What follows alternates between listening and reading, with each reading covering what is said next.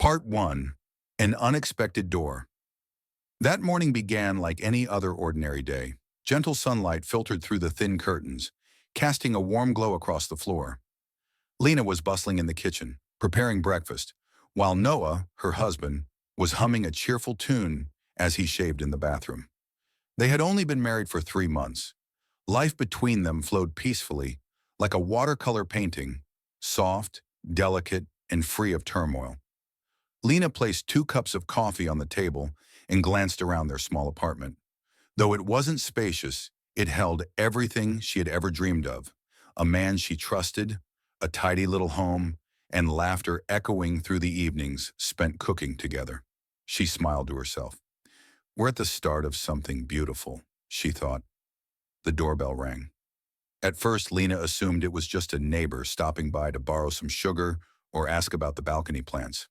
But the moment she opened the door, those thoughts vanished completely. Standing before her was a stranger, a woman in her 30s, pale-faced, eyes tired, yet something deeper, unspoken, lingered in their depths.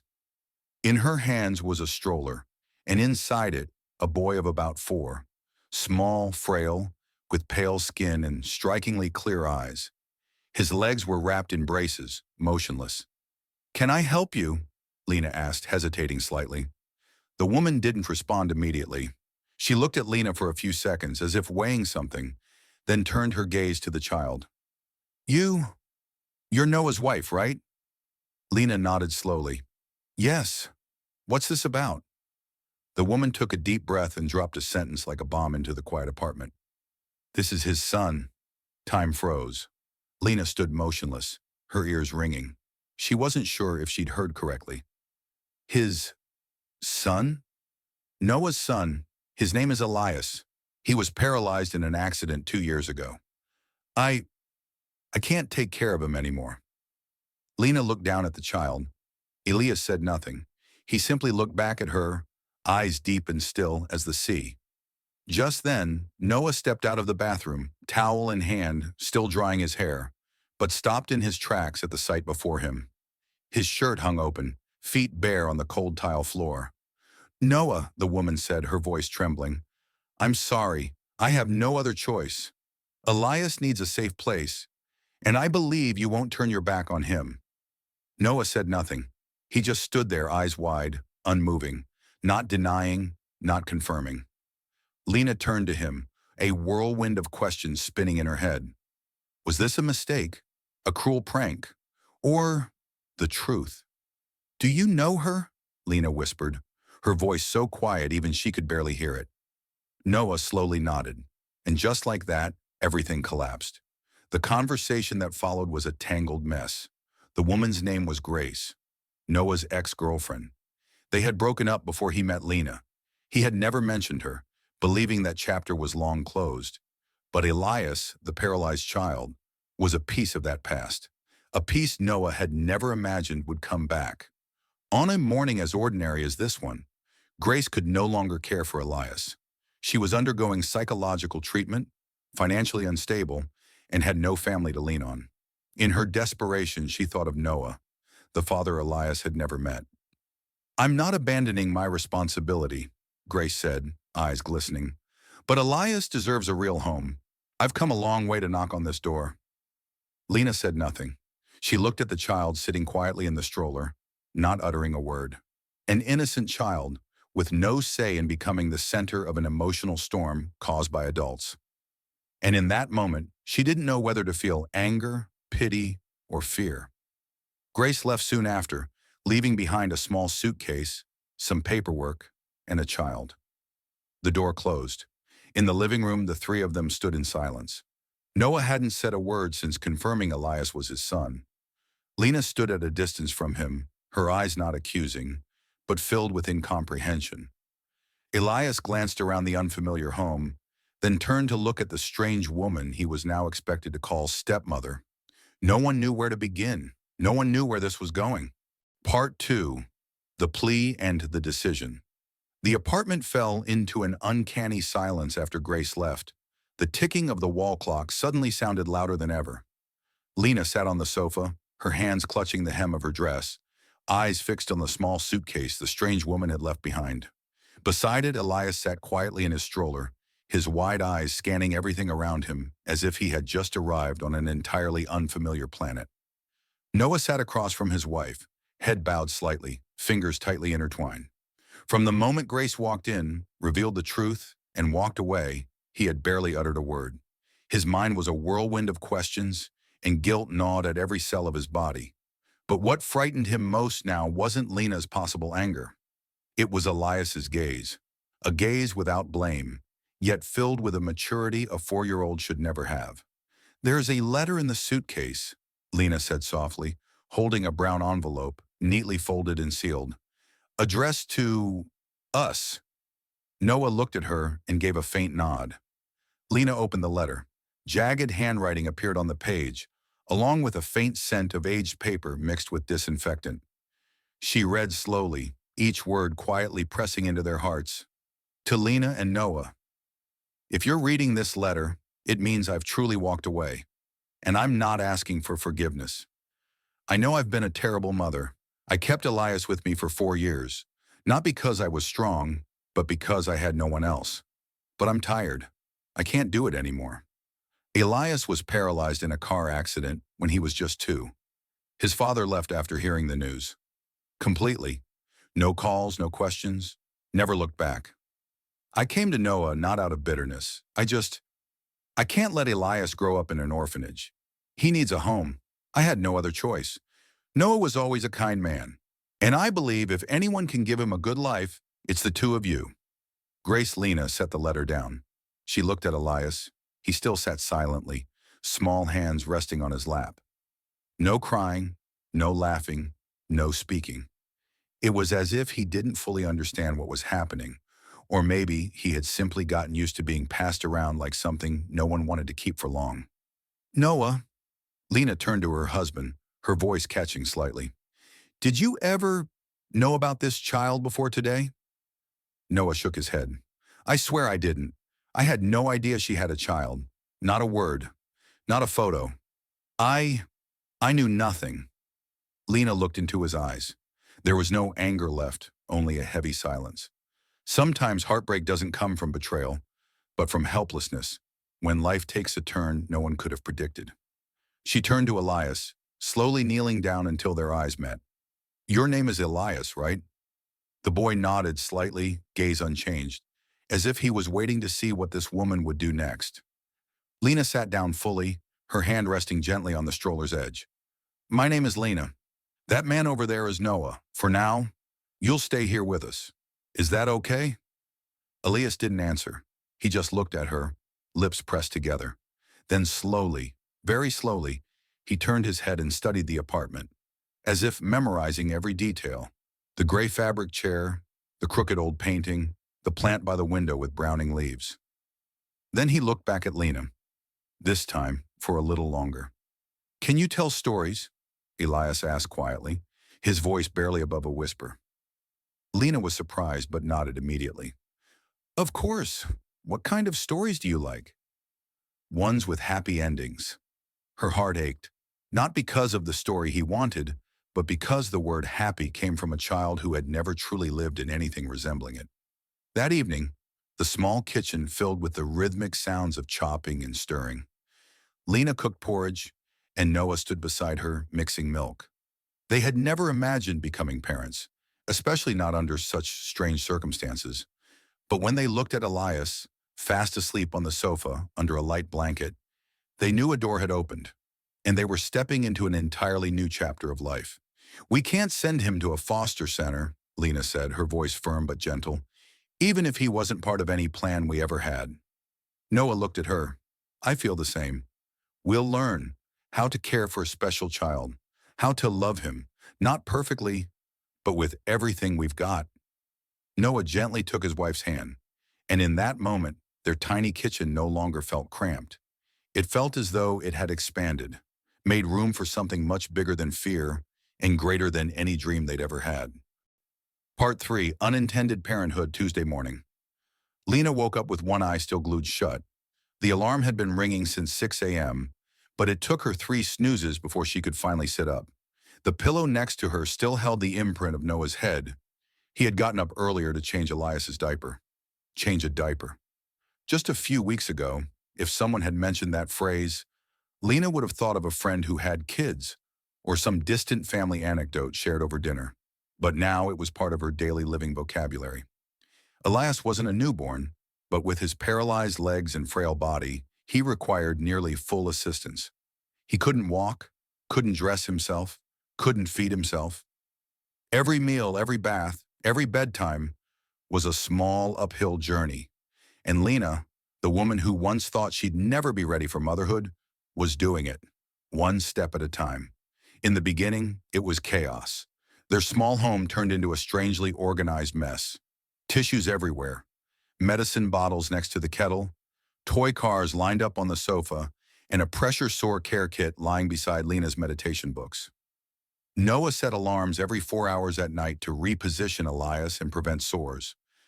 Lena watched endless tutorial videos on massage therapy for paralyzed children. They looked up every medical term, from muscle spasticity to early intervention therapy.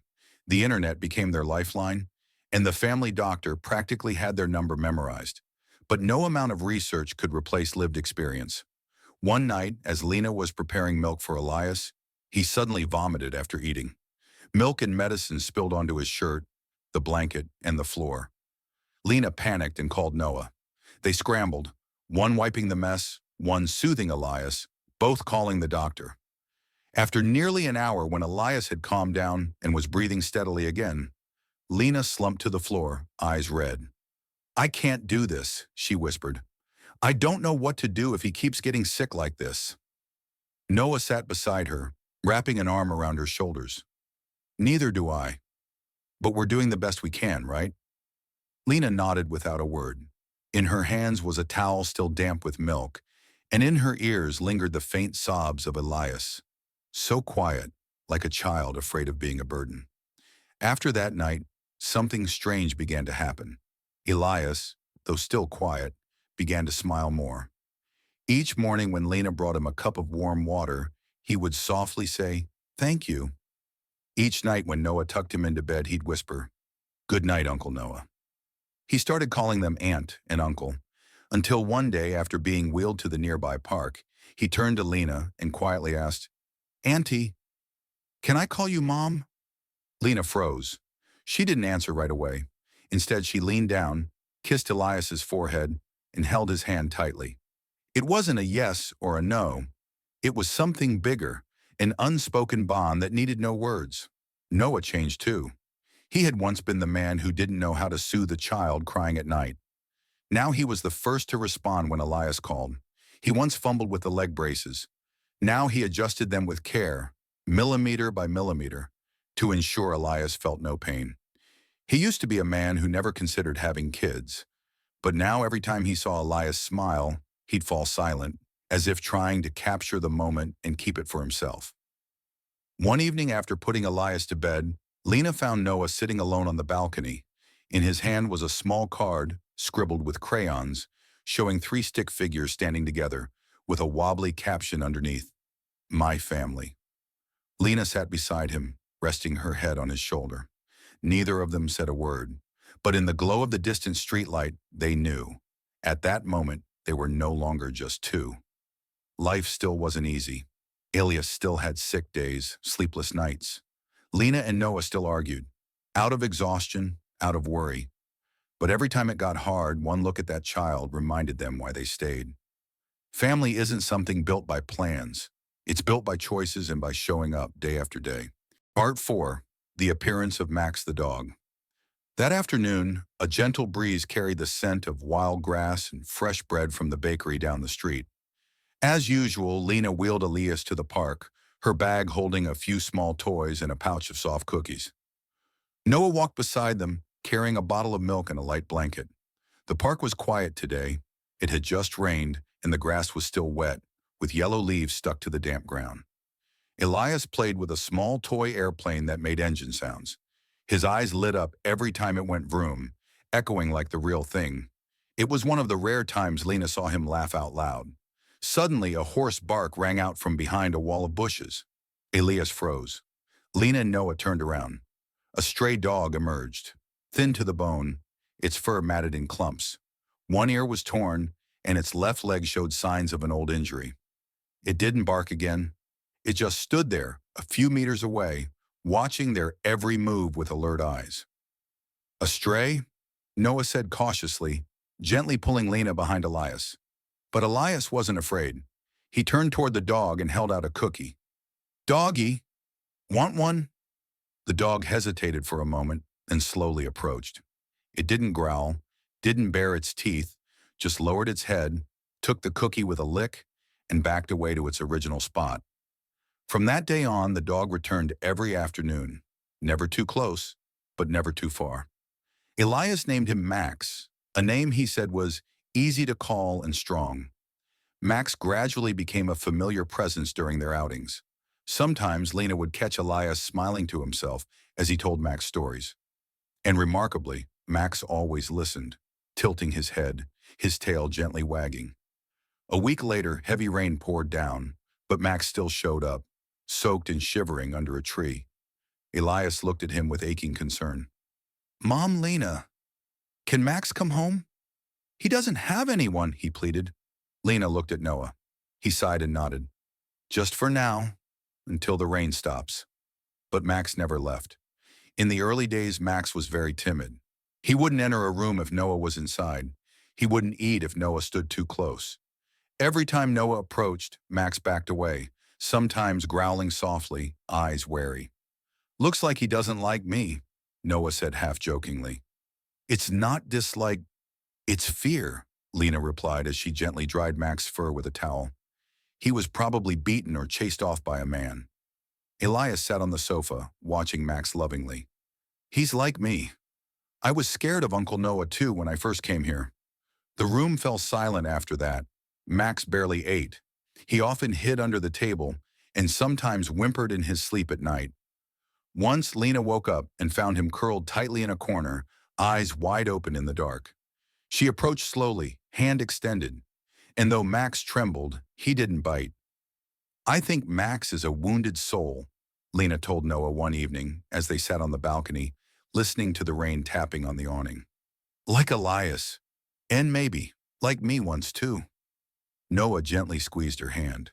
They didn't always speak their hearts aloud, but in that silence they understood more than words could say. The first conflict started from something small.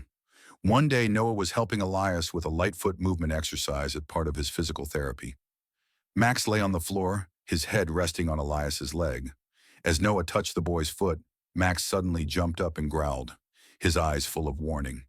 "Hey Max, don't do that!" Noah yelled. Max, startled, barked loudly, then bolted into the bedroom. The house fell into a heavy silence. Elias looked down at his legs, his eyes filling with tears. "Max was just trying to protect me." Noah looked down. He knew he shouldn't have yelled, but he also felt like he was being pushed aside, as if Max had taken his place beside Elias. "Why does he always avoid me?" Noah asked Lena later. "I'm trying. I really am." Lena was quiet for a moment. Then she spoke softly. "Maybe Max senses something in you that you haven't realized. Maybe you're angry at yourself." Noah froze. "You feel like you don't deserve this. Elias, this family, and Max somehow mirrors that." Her words struck deep. Noah walked into the room where Max was curled up in the corner. He sat on the floor, keeping a careful distance. "I'm not a good man, Max. I've run away from a lot of things. But now I'm staying. For Elias. For Lena. For you too. If you'll let me." Max didn't move, but for the first time he didn't walk away. That night, for the first time, Max slept at Elias's feet instead of hiding in the corner. And when Noah came over to kiss Elias goodnight, Max didn't growl. He simply opened his eyes, looked at Noah, then closed them again. Lena stood in the doorway smiling. She didn't say a word, but in her heart she knew. Family isn't only made of blood, it's made of lost souls who find each other and begin to heal. Part 5. A bond begins to form. The morning sky was clear, and soft sunlight filtered through the curtains, casting warm streaks across the fluffy rug in the living room. Lena was in the kitchen preparing breakfast. The gentle crackle of butter in the pan mixed with the scent of toasted bread created a strangely peaceful atmosphere. Ethan sat in his wheelchair, holding a small green Lego piece. His face was focused, brows slightly furrowed, a sign he was trying to fit the final piece onto his little toy car. A few steps away, Max lay still, his chin resting on his front paws, eyes fixed on the boy. For days now, Max had slowly drawn closer. No longer the dog who sought dark corners to hide in, Max now had his own spot next to the sofa. And every morning, without fail, he was the first one Ethan looked for. Max, can you get me the red one? Ethan asked, not turning around. There was no bark, but Max stood up, padded over to the toy box, and somehow used his paw to nudge out the exact red Lego piece, sending it rolling toward Ethan. The boy burst out laughing. You're so smart. Noah stood in the hallway, leaning against the doorframe, quietly witnessing it all. He didn't walk in, just watched in silence. And inside him, a gentle warmth bloomed. Strange. Just weeks ago, Max was a source of tension, a reminder of his own sense of exclusion. Now, seeing Max beside Ethan brought him a deep sense of comfort. Dad, Noah, Max helped me build a car, Ethan called out excitedly. Noah stepped in and knelt down to examine the creation between the two teammates. A small, colorful, slightly crooked car, built with focus and delight. It looks awesome. I think you and Max should open your own garage. So Max is the mechanic? Yep, and you're the chief engineer. Noah chuckled and ruffled Ethan's hair. Max looked up, gave Ethan's hand a gentle lick, then turned to Noah. His eyes held no fear or caution anymore. Instead, they carried trust. Not complete yet, but enough to soften something inside Noah's heart. That evening after dinner, the family gathered to watch cartoons. Ethan lay on a soft mat, his head resting against an owl-shaped pillow. Max curled up beside him, breathing steadily. Occasionally, the boy reached over to pet Max's back, and the dog would flick his tail in reply. Lena had fallen asleep at some point, her head resting on Noah's shoulder. He sat in the middle, one arm around his wife, the other lightly adjusting the blanket over Ethan. His eyes weren't really following the movie on screen. They were watching the quiet, beautiful moments unfolding right beside him. Max lifted his head, then inched closer to Ethan's bed. Every time the boy shifted or sighed in his sleep, Max responded, like a silent guardian, always alert, always present. Thank you, Max, Noah whispered softly. Max didn't move. He just closed his eyes, like he understood the words needed no reply. The next day was bright and sunny. Noah decided to take Max to the nearby park, their first outing alone, just the two men. Lena had errands to run at the rehab center, and Ethan had an art therapy session at home. Noah held the leash, a little hesitant at first, but Max approached without needing a call. On the walk, they kept a slight distance. Not quite close companions, but no longer strangers either. Noah rambled on about nothing in particular, stopping occasionally while Max sniffed a tree or chased a drifting leaf. Once Max tugged gently at the leash, then turned around as if to urge Noah forward. This is the first time someone's taken me out for a walk, Noah chuckled, and it's not my wife. Max wagged his tail. When they returned home, Noah bent down to unclip the leash. Max stood still for a moment, then, like a quiet offering, gave Noah's hand a small lick. Just a brief touch, but it froze Noah in place, caught between surprise and emotion. For the first time, Max had initiated contact. Noah reached out and patted Max's head, not hurried, not forced, and for the first time, Max didn't pull away. That night, after putting Ethan to bed, Noah stayed in the room. The soft glow of the nightlight bathed the crib in a golden hue. Max lay at the foot of the bed, eyes half closed, ears perked like a silent sentry. Noah pulled a small chair next to Max, rested his elbows on his knees, and sat there quietly for a long while. In that silence, something gentle bloomed, a fragile, honest connection. I might not be the best at protecting him, Noah whispered, but I'll try. You too, right? We'll try together. Max shifted slightly, turned his head to look at Noah, just for a few seconds, then closed his eyes again, resting his head on his paws. Noah smiled. He didn't feel alone anymore. He didn't feel pushed aside. In that little room with a child not bound to him by blood and a dog who once growled at him, Noah felt like he belonged. Not because anyone needed him, but because he had chosen to stay. Part 6. The First Miracle. The weather had started to turn cold. Late autumn in the small town was always moody and unpredictable. Sunshine in the morning, overcast by afternoon, and at night the wind howled like it was whispering some mysterious secret. Lena pulled her coat collar up as she took Ethan to physical therapy, while Noah stayed home to repaint the window frame, something he'd promised to do more than a week ago. "I'll be quick with Ethan and head back," Lena reminded him. "Don't overdo it, it's cold." Noah smiled and waved. "Don't worry, I'm strong as an ox." But by the time mother and son returned that afternoon, Max was sitting at the door, looking off. He didn't jump up like usual, didn't run around Ethan. He just stared at the front door, letting out a low growl, as if warning them of something. "Max, what's wrong?" Lena opened the door, and her heart sank instantly. Noah was collapsed on the floor near the window, his face pale, still gripping a paintbrush. His scarf had fallen to the side, and when she touched his forehead, it was burning with fever. "Noah!" Ethan screamed, panic in his voice. Max barked loudly over and over. At the small-town hospital, the air felt compressed and heavy. Noah was rushed into the ER as soon as they arrived. Lena sat on the bench, holding Ethan close, her eyes never leaving the white door in front of them. Max lay beneath Ethan's wheelchair, eerily silent. No whimpers, no barking, as if he knew that right now, even a sound would be too much. "I want to see Dad," Ethan whispered. "The doctors are doing everything they can, sweetheart." Lena gripped Ethan's hand tightly, as if holding on to it could keep everything from falling apart.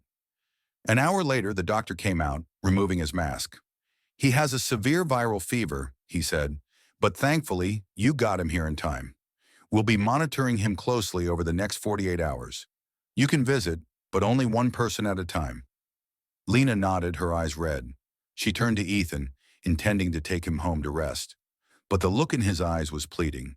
Not tears, not sobs, just pure fear, the kind only children know. "I just want to talk to Dad. Just a little." Noah lay still in his hospital bed, an oxygen tube at his nose, an IV drip in his arm. His skin had regained some color, but he remained weak. Lena stood at the door, watching as Ethan was wheeled in, Max quietly following behind. "Dad, Noah," Ethan called softly. No response, but Noah's eyelids fluttered slightly. Ethan moved closer, reaching for his hand. "If you don't wake up," Ethan said, trying hard to stay calm, "who's going to make milk for Max when Mom forgets? Who's going to help me build Legos? Who's going to sing out of tune every night?" He paused, then unexpectedly chuckled. "You promised to take Max to the park, remember?" "You're not allowed to break your promise." Noah's hand gently twitched. Ethan's eyes widened. Max lifted his head, tail wagging softly. And as if an invisible current had passed through all three, a child, a father, and a dog who were still learning how to love one another. Noah slowly opened his eyes and gave a faint smile. "I heard you," he whispered, his voice raspy but clear. "I heard both of you." Lena nearly burst into tears on the spot. Ethan let out a loud laugh, a sudden, unrestrained joy. And Max barked once, like he was saying, "Me too." 3 days later, Noah was discharged to continue recovering at home. The small apartment had been cleaned and prepped, warm blankets ready. Lena made chicken soup, and Ethan drew a picture of the three of them, and Max, taping it to the fridge as a get-well gift. That evening, once everything had settled, their family doctor dropped by. After checking on Noah, he turned to Ethan, carefully reviewing the physical therapy notes Lena had been keeping for over 2 months. "There's something I'd like to share," he said, his expression lit with surprise. "About Ethan?" Lena asked, her heart tightening. "Yes.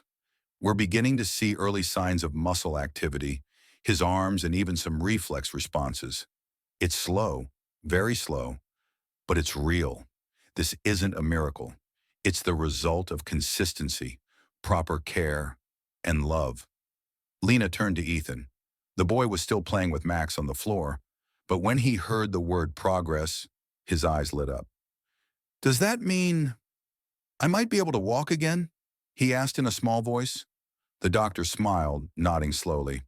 Not tomorrow, not next week, but if we keep going like this, then yes, one day soon, you just might stand on your own.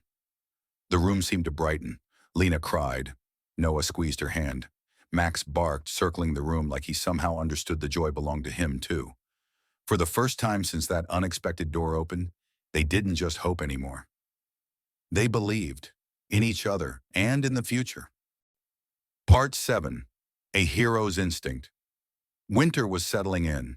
The wind roared outside the windows, carrying with it the scent of cold soil and decaying leaves. Inside the small apartment, the soft hum of the heater created a sense of calm. Lena was in the kitchen preparing Ethan's favorite treat, cinnamon apple pie, while Noah had gone to the nearby supermarket to pick up a few cartons of milk. Ethan lay in a wooden crib placed in the middle of the living room.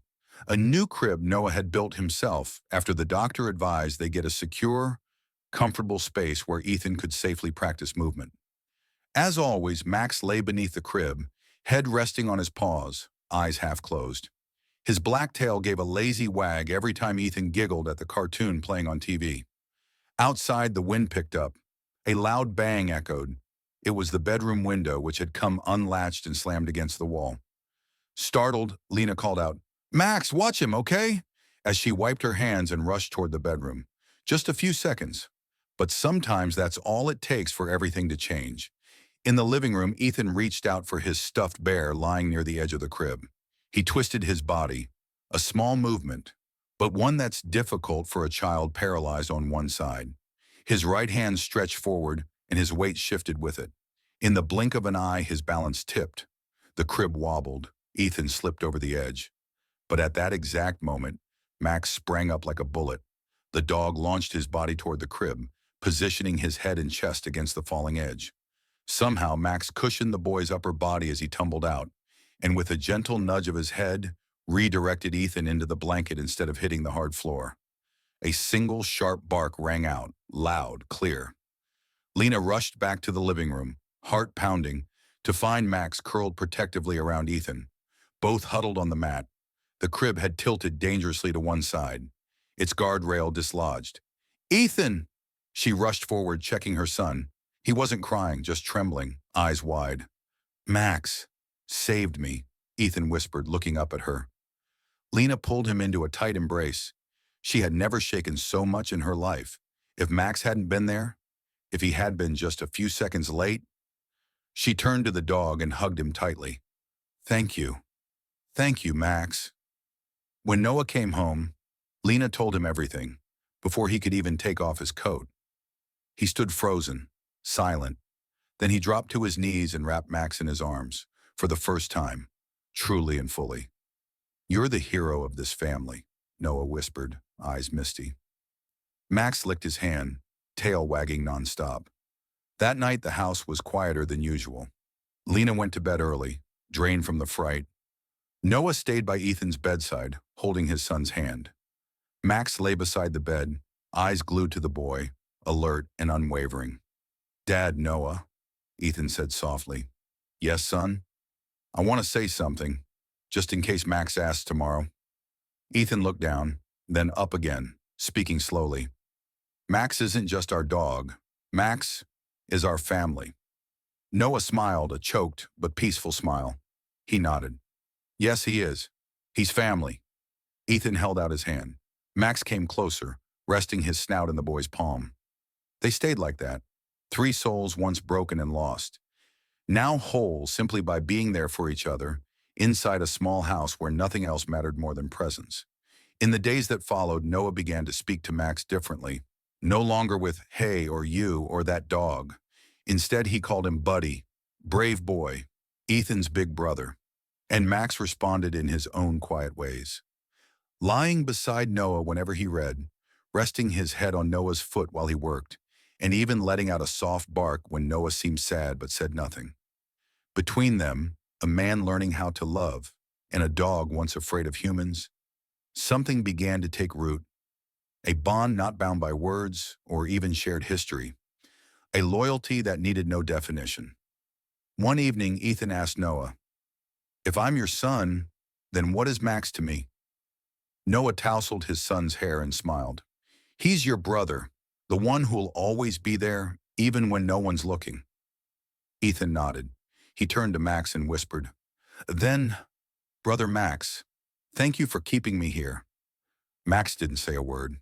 He simply leaned forward and gave the boy's cheek a gentle lick, a touch so soft, so warm, so complete. Part 8. Recovery and Turning Points. The sky was crystal clear. The early winter sunlight streamed through the window panes, casting shimmering patterns on the wall. Lena was tidying up the children's books on the shelf. Noah sat at the table, carefully cutting cardboard for a craft therapy model. And Ethan, as usual, lay on a soft mat in the center of the living room, with Max beside him, the dog's snout gently resting on the boy's pillow. No one in the house knew that today would be the day everything changed. For weeks, Ethan had been undergoing consistent therapy at home with the help of a rehab specialist, Lena's relentless dedication, and, most importantly, his own determination. Every time a finger twitched, every involuntary movement of his left foot brought a burst of hope to the entire household. But sitting up, that had always felt too far beyond their hopes. That morning, after completing a few breathing exercises, Lena stepped out to check the porridge in the kitchen. Noah was absorbed in cutting out pieces for a cardboard truck model, a surprise gift he'd been working on for Ethan. The living room was quiet. Max lay still, but his eyes were wide open, ears perked, as if he could sense something about to happen. Ethan, lying on his side with one arm wrapped around a pillow, stared toward the doorway. But something felt different today. A strange energy was rising in him, not from logic, not from expectation, but from somewhere deeper. He placed his elbow on the mat and tried to push himself up, a motion that might seem simple to others, but for him it was a battle. His muscles trembled, sweat beaded on his forehead. Max moved closer, gently placing one paw on the pillow, not interfering, just being there, like silent encouragement. Ethan closed his eyes. He focused all his strength on his left arm, the stronger one, and slowly, pushed himself upward. The blanket slipped off. Max stepped back slightly, his eyes never leaving the boy. Ethan clenched his jaw, strained with all his might, and then his upper body lifted from the mat. It wasn't high, nor straight, but it was on his own. For the first time in months, Ethan sat up by himself. He gasped, his face flushed red, his heart pounding out of his chest. Max barked once, short and sharp, like an exclamation of triumph. Noah turned around from the craft table. His eyes widened, the scissors dropped to the floor. "Ethan!" The boy turned toward him, face beaming, eyes glistening.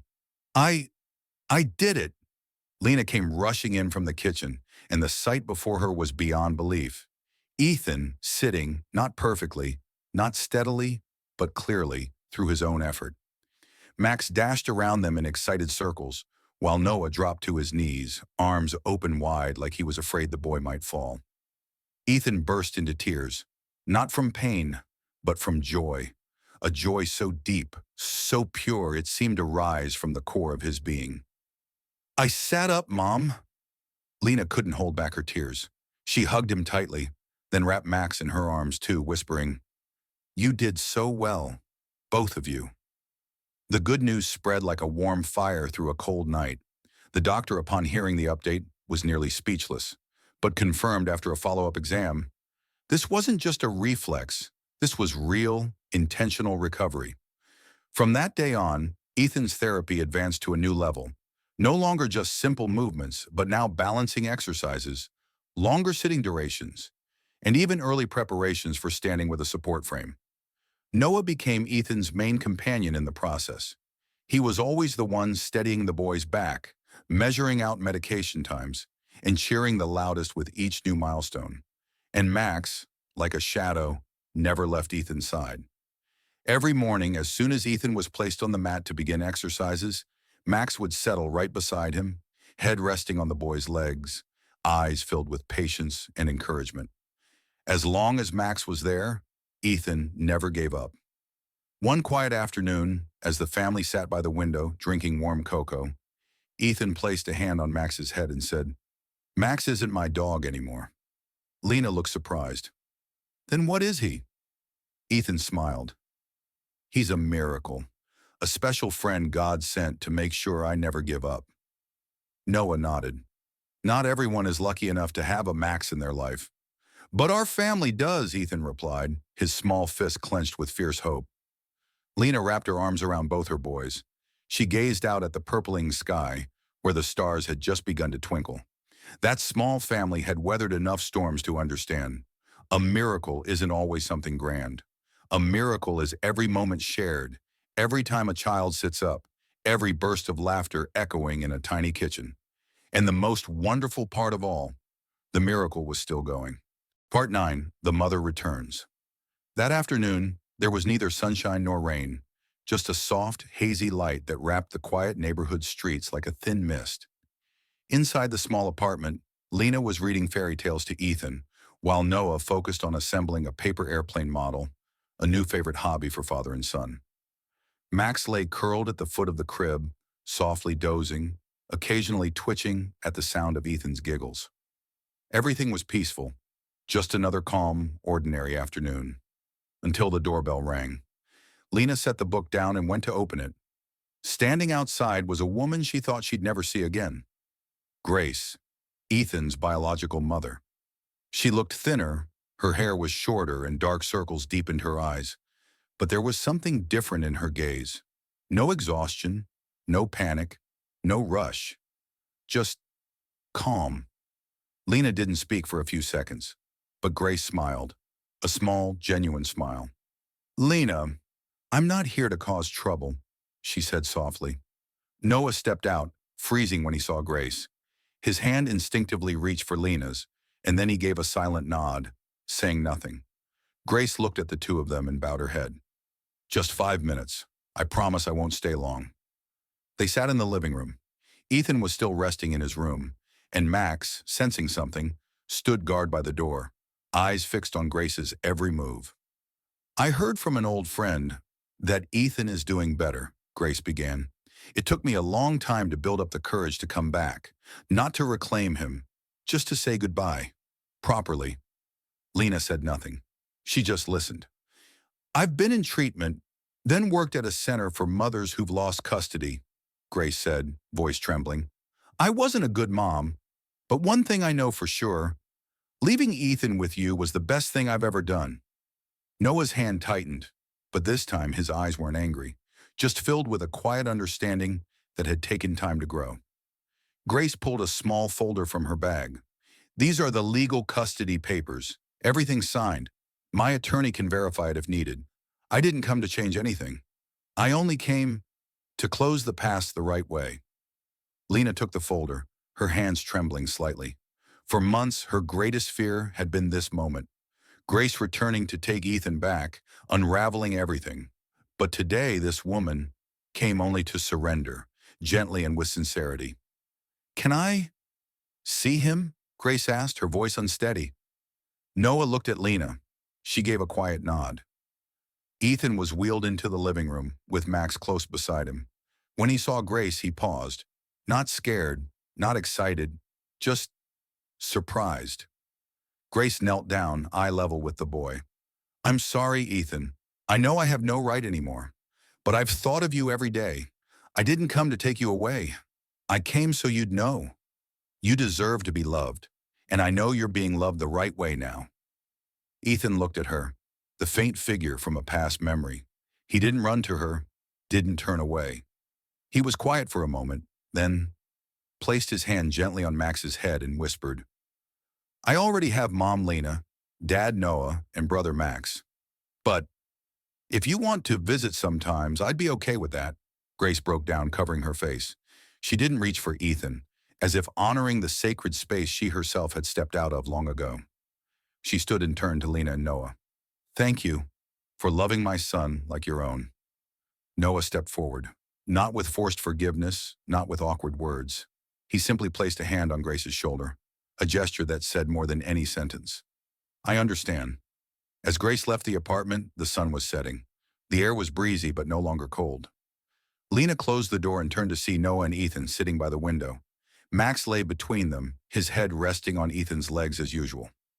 Our family just found a little more peace, Noah said. Ethan nodded. I think forgiveness is when you choose not to carry anger anymore. Lena squeezed her son's hand. And also when you realize the past should stay in the past, not hold you back. Outside the window, the streetlights flickered on. Another day had ended, but it no longer carried weight, no longer echoed regret. Only quiet relief remained, and love, spreading gently like warmth under a soft blanket. Part 10. A whole new beginning. That morning, sunlight poured through the kitchen window like a gentle whisper from the universe. The house was filled with the scent of freshly baked bread, and Max was sprawled on the floor, resting his head on the rug, breathing softly. Ethan was quietly stacking colorful wooden blocks into the shape of a small house. He hardly needed help anymore. After months of persistence, his hands were steady, his shoulders strong enough to lift himself every morning without calling for anyone. The standing frame stood in the corner of the room, where he trained daily like a little warrior.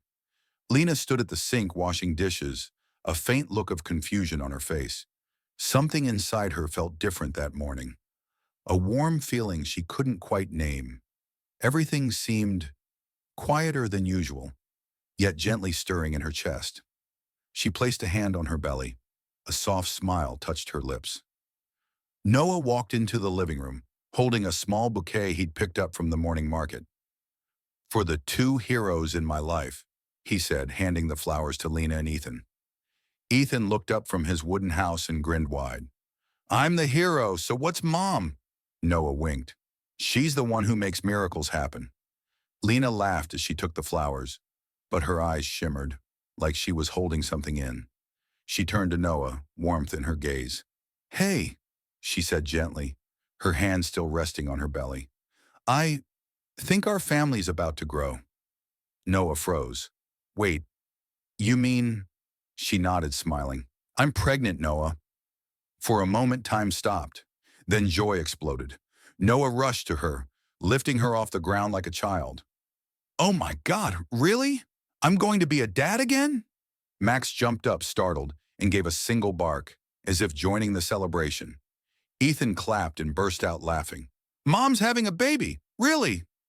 Lena sat down, pulled Ethan into her arms, and stroked his hair. Yes, sweetheart, you're going to be a big brother, a kind one, just like Max. Ethan placed his small hand on her belly, eyes shining. I'll tell the baby everything about Max, about how I learned to sit up, and if they get scared, Max can sleep next to them like he did for me.